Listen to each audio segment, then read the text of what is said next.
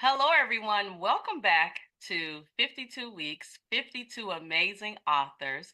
And I am here today with Dr. Christopher Dodd.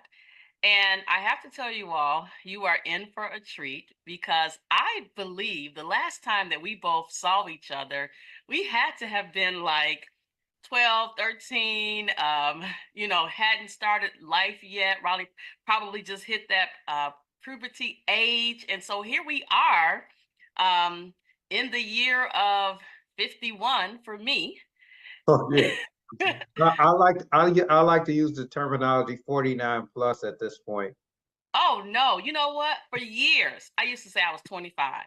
Now I am owning every bit of this wisdom that I've gained all over the last, 51 years. So I'm owning it.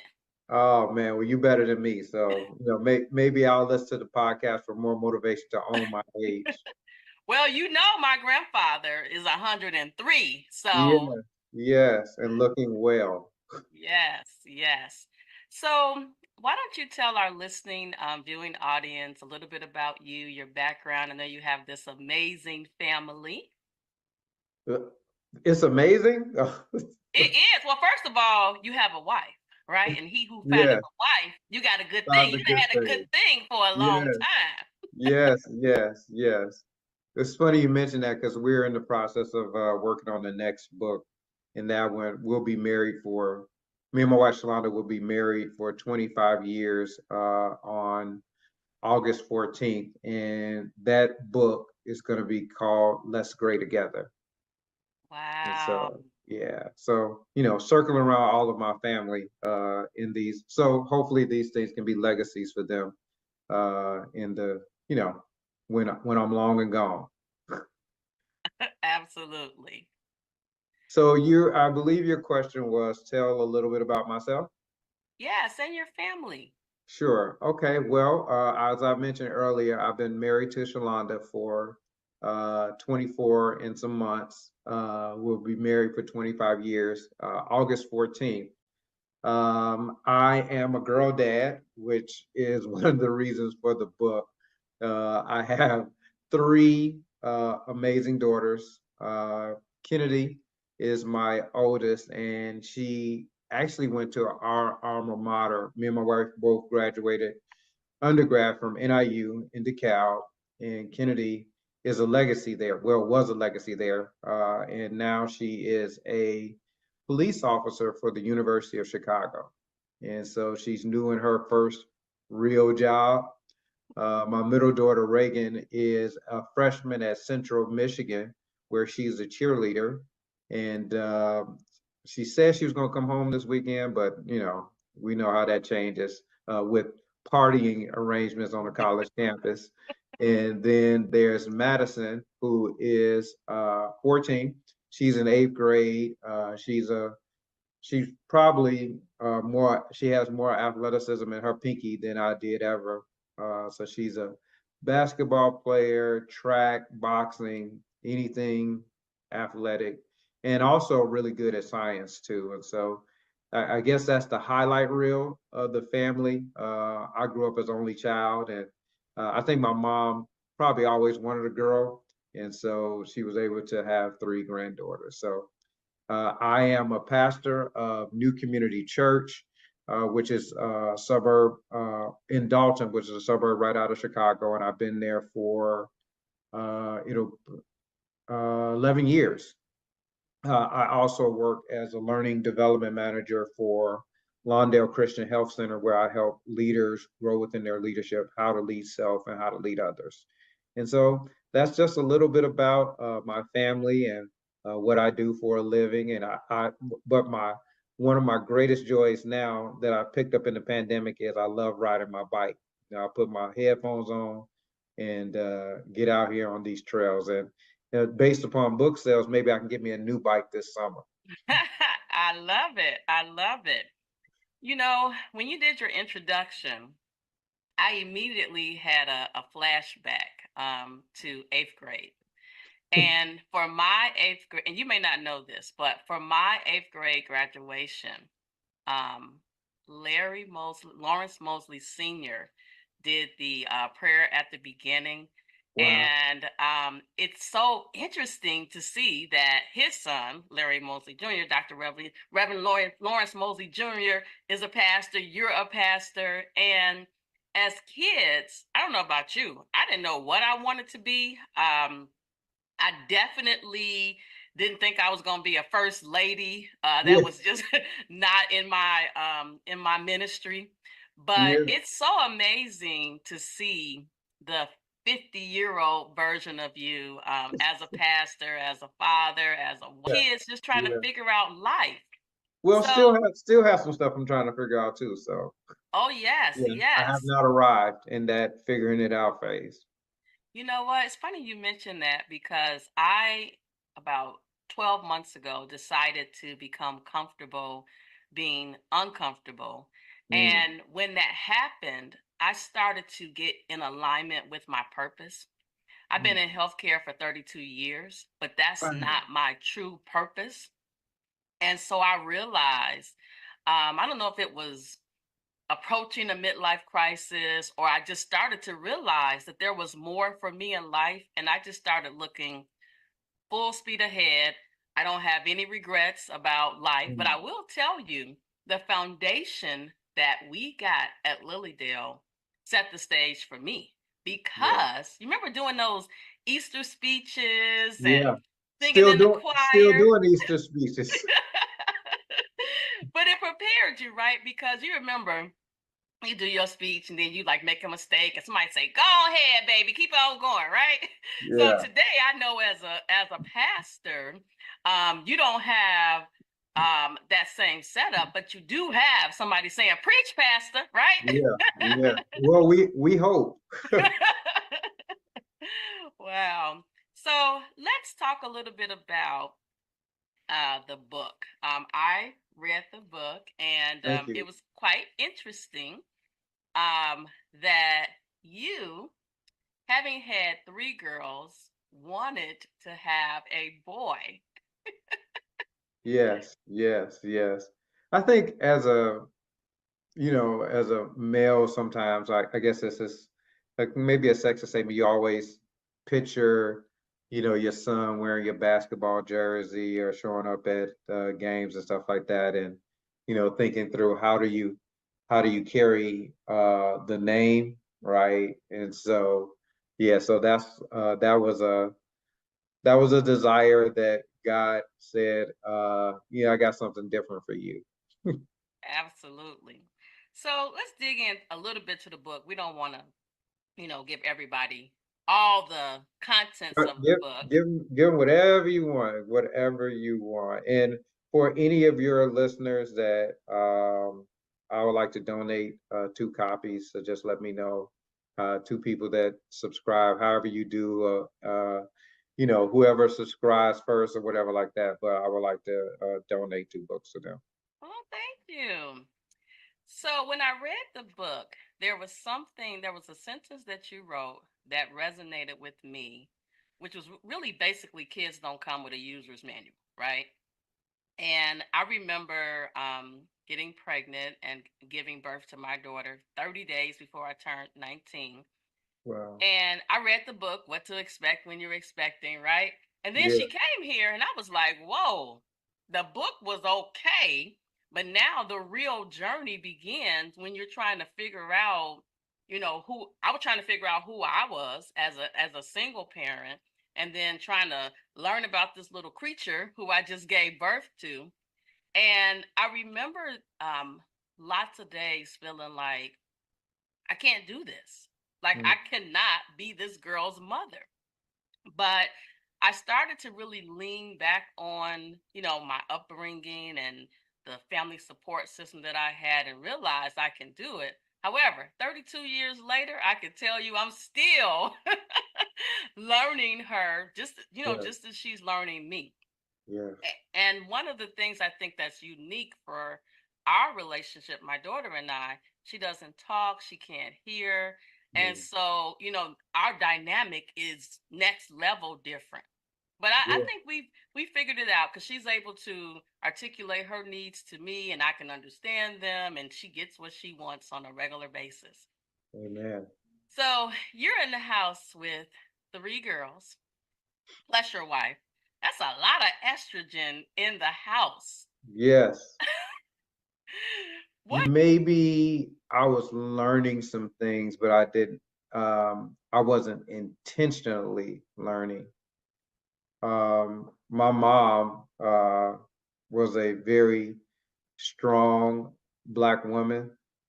And so a lot of what I viewed womanhood was based upon my mom. And so, her faith in God, her commitment to education. My mom was a Chicago public school teacher for over 30 plus years. How women dressed exteriorly, you know what I mean? It's just certain things, even as a boy, certain things I just wasn't able to do because, we grew up old school, right? And so, when certain hairstyles would come out, I wanted me a Jerry curl too. She said, "Boy, you're not gonna have that messy stuff messing up my furniture." So I would say that, as I look back and reflect, those were kind of some core things that I would hope to see within my daughters, right? The commitment to God, commitment to how you present yourself internally and externally, but then thirdly, education, whether that is formal education or informal education, because we're all wired differently. I never thought, some graduated summa cum laude. I graduated, thank you, Lordy, because I don't know how. When I look back, how I was able to achieve some of those things with God. Wow.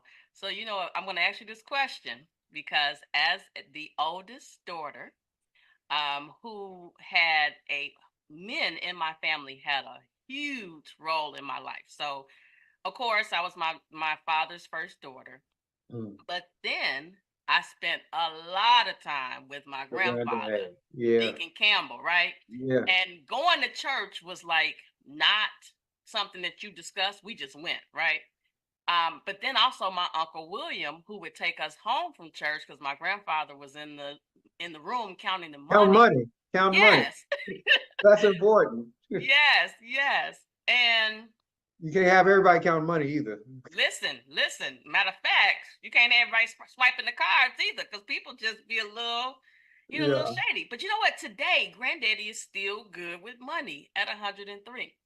But I think about when I was older, I got married later in life, and I Sure. think about um, meeting or re-meeting my husband because we dated in high school, and the Wow. man he is actually bits and pieces of my father, my grandfather, my uncle, because I was definitely the helpless. I can't take the garbage out. I can't turn a screwdriver. I can't do any of those things because the men in my life did that for me. So, what do you think is gonna, you don't know what the future holds, but you've raised three amazing young ladies with your wife. Do you want them to marry a man that's just like you? Well, it depends on what phase of development in regards to that. So one of the things I journal about, Dr. Campbell, is I put in there, Lord, I pray that you bless my daughters with godly husbands. And so I've been praying that same prayer uh, pretty much since each one has been born. And typically at some point during the week, it's a part of my journal. Um, because I believe that if they can, if God blesses them with the husband with Christian, really Christian character, I think that they're going to be okay. And not that your faith saves every marriage, but it's a major component to how you deal with disagreements. How do you love your wife as God loved the church? And I think one of the greatest comments I think I've heard from my daughters was that they say, well, we got couples goals, right? And they would want to mirror some of the things, not everything, because we have not arrived, and but to see them, because they know me more than what people see posted on social media, and I I pray that I am much more of a private success than public. Because these are the people that they're not fans, they're family. And I want to, and I get it wrong too. Uh, on, certain things, I say the wrong things, I respond the wrong way. But, even this week, my daughter was saying, "Hey, Dad, my oldest, she's a police officer, but she's back home because we still got that Parent Plus in my name, and so we need her to pay that off." But she was having a conversation with me about she's like, "Hey, when I got offended when you said this," and I had to apologize. Like, man, I'm so I'm sorry. And so I say all that to say that, man, it's praying for them to have a godly husband, but understanding that people are human, and we gotta figure out how to navigate the best we can with what we got. Well, listen, I am excited to hear that your daughter used her voice, right? Because Oh, all of them don't have no problem. well, that's important, right? Because this world will really hurt you, and if you don't know how to express yourself, you're in trouble. So I applaud you for raising women, and I know your wife had a part in this journey, right? A huge part. Yeah, Um, because maybe it's because they beat me into shape. Maybe because I've been, and I'm outnumbered, so my voice isn't the loudest in the room. yes, and you listen, you 4 to 1, right? Yeah. Well, recently we adopted a male dog, Brody. Brody, and to stick with the presidential theme, I gave him a middle name, Hussein. So he's Brody Hussein Dodd. I love it. I love it. Well, I have to tell you, I am so just proud of you because the world would have us think that men, in particular, Black men, don't take care of their responsibilities. So, being married for 25 years, staying the course, raising your amazing daughters is something to be proud of. And my grandfather, when I asked him, I'm like, Granddad, what's the key to living a long life? You know what he said? Put God first and love everybody. And I'd be like, sometimes, Granddaddy, it'd be hard to love everybody. Yeah. Wow. I got to write that down. Yes, write that down because that's what Granddaddy said. And as Granddaddy was with his walker rolling around my 50th birthday party last year, everybody was like, "That's your granddaddy walking around. He don't even, he was 102 then. He don't even look 102." But he tells us that repeatedly. And he also says something that really just sticks with me. You call him on the phone or he FaceTimes me. He'll say, "If you need me, call me," right? And he means it. And I think that's important today to be a man or a woman of your word, because that's really at the end of the day something that you got that's free, right? Doesn't cost you anything to honor your commitments, honor your word. And Mm. so I believe every word that Granddaddy says, even though Granddaddy, let me tell you about Granddaddy. I don't know if you know this about Granddaddy. He might hurt me for saying this. Granddaddy says all the ladies love him. Oh yeah. Oh yeah. Oh yeah. He cool, He cool Deacon Campbell, man. He He is. cool. You could trust him with the money, Yeah. Oh yeah. You know what? And he grew up in a time where you didn't have a lot and you made it work, right? And I think about he's in the same house that he's been in since 1960 something. Same house. So when you look at the stability in housing, stability in his faith, right? Stability in his commitment to going to church. My grandfather and grandmother were married for 78 years. 78. Some people don't even live to be 78 years of age, let alone be married for 78 years. And it just amazes me. And having only been married for 12 years, I'm trying to just continue to grow to the next level. But just like parenthood doesn't come with the user's manual, neither does being married, right? You're figuring each other out, especially as you continue to grow. Yeah, yeah. That's what the book is, man. You are already, maybe I need to get you for a chapter in my next book. Listen, listen. I tell people all the time, for a long time, and I'm not ashamed to admit this, I thought that my husband was going to be somebody from church, right? And Mm, he wasn't, right? For a long time, I had a different definition of what it meant to be equally yoked. And I realized after we reconnected was that he was just what I needed for me. He found me, right? Because he's the one that went on to Facebook and was asking somebody, "Where is Lisa Campbell?" He said he's always been following me, right? And he tells me quite often, like, "I've always loved you." But what I love about him wow. is how he treats his children, right? He's the example of the father that, a little strict, right? He's definitely got some old school values. And so when I was reading in the book, I started flashing back to some conversations he had with the girls. So it's, three girls, one boy, some conversations he's had with them, some conversations he's had with individuals that have come over to take them on a date. Oh, oh,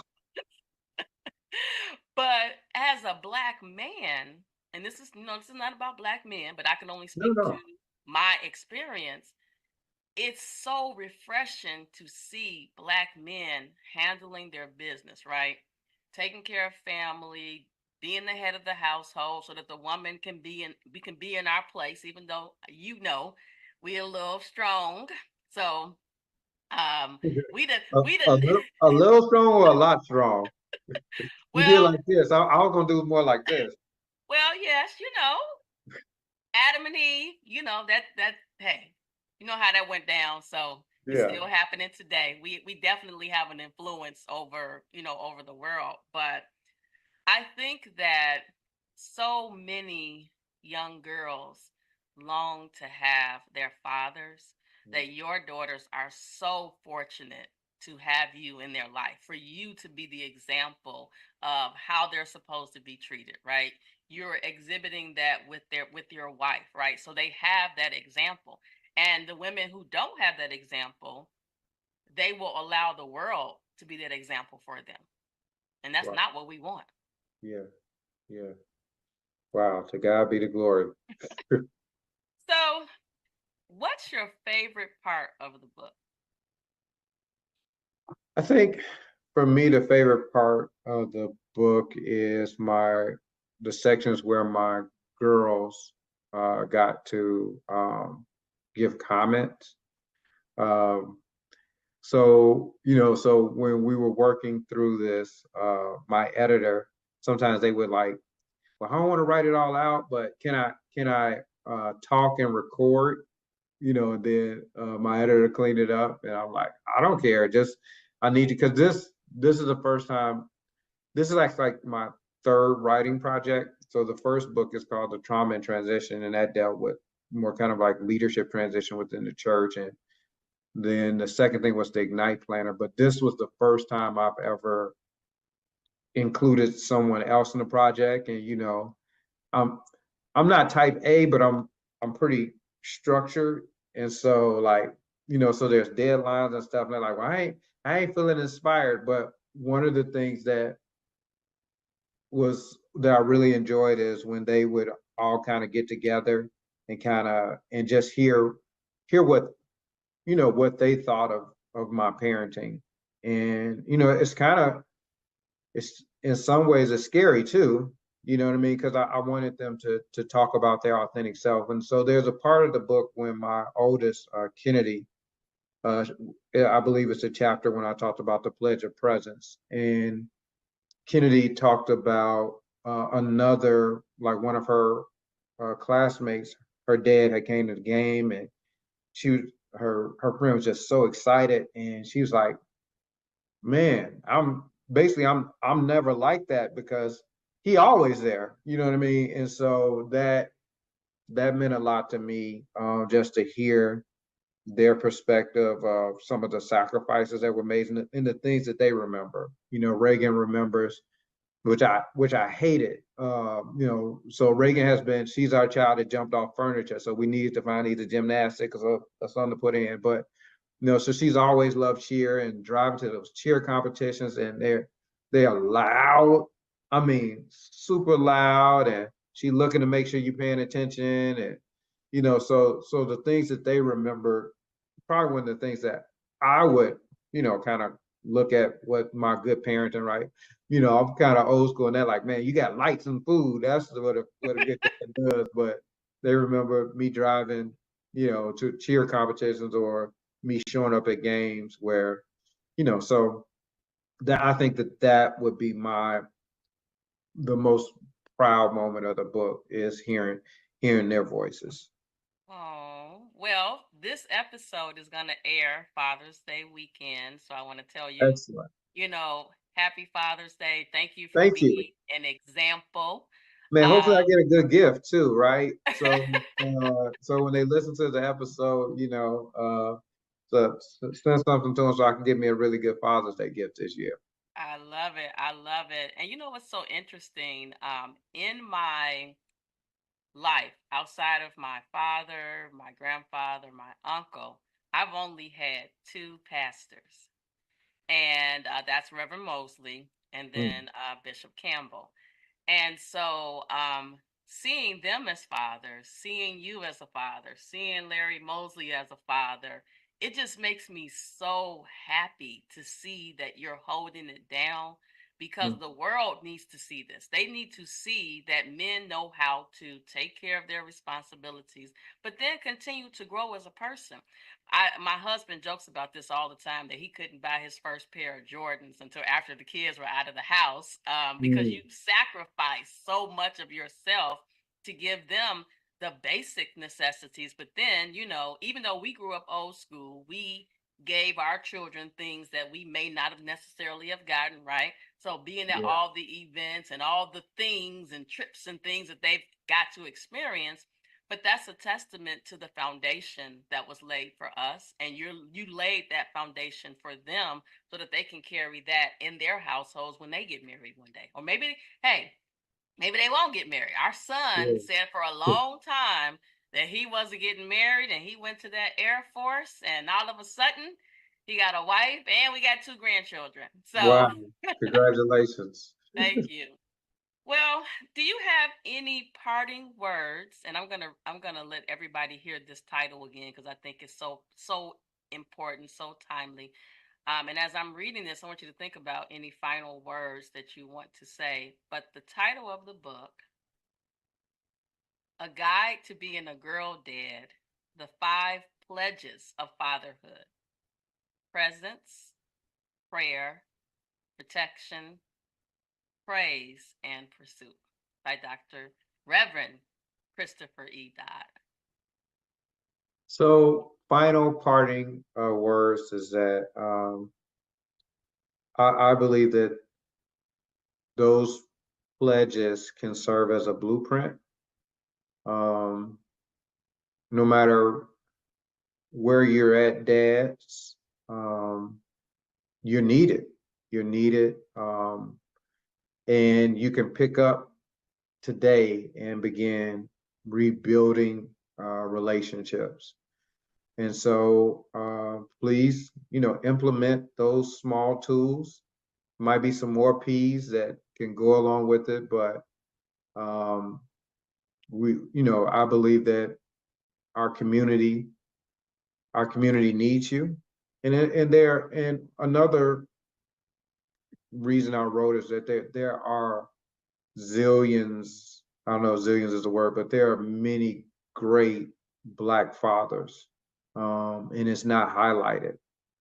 When I'm at the game, I'm sitting talking to people that look just like me, other Black dads. Actually, today, someone I was at the gym, and a Black father gave me some baseball tickets, and I called another Black dad, and he's like, "I'm gonna take because I couldn't do it today. He's like, I'm gonna take my daughter Aaliyah. We're going to the baseball game." And so they're great dads out there. This is just my story. I'm not perfect. I have a lot of areas of growth, and I might have to have another another book with them as they matriculate in their careers or relationships and stuff like that. And so I'm just grateful to be on this platform. And Dash, you rock. Black Dash, you rock. I love it. I'm gonna give you a 6P. Patience. That I, no, that's because I don't want it. I know I need it. That's probably one of the ones I edited out because I don't because I struggle with patience. So if I'd have put it in writing, then people would be looking for me to be patient. Well, listen, you have been patient because you've been married for 25 years, and that takes a lot of patience and understanding, and you've gained wisdom. And nobody is perfect, right? I always say practice makes progress. Forget trying to be perfect. It's selfish to Mm, be perfect, right? Because nobody is mm. perfect. Yeah, yeah. Practice makes progress. Yes, write Yeah, that down. Now you can quote yeah. me Let me write if that you down. if you given a I can't even think of the word. If you're I preaching tweet one if I'm gonna tweet Sunday, that. I'm gonna tweet that. Yeah, yeah, yeah. tweet that. And then also, and I think you figured this out as a husband, a father, a preacher, a man. You got to be comfortable being uncomfortable because that's when the magic happens. And I'm sure during this 25 years of marriage, raising these three amazing young ladies, you had to be uncomfortable, right? Yeah, I'm still uncomfortable. There's a quote that says the comfort zone is a beautiful place, but nothing grows there. Mm, And mm. so hopefully I'm growing. You are. Listen, I haven't seen you since I was 12. So you definitely have grown a lot. Yeah, yeah. Not hopefully not too wide. Well, listen, that's a struggle as a menopausal woman. So that's all I'm gonna say about that. Got you. Well, thank you so much for coming Thank on you so today. much, Dr. Campbell. I'm grateful for you considering me to be a part of your platform, and I wish you nothing but success and happiness and growth in your marriage with your family and the many hats that you wear and in your purpose. Thank you. Thank you. All right, everybody. This has been another amazing episode 52 authors, 52 weeks. I'll see you next time. Blessings.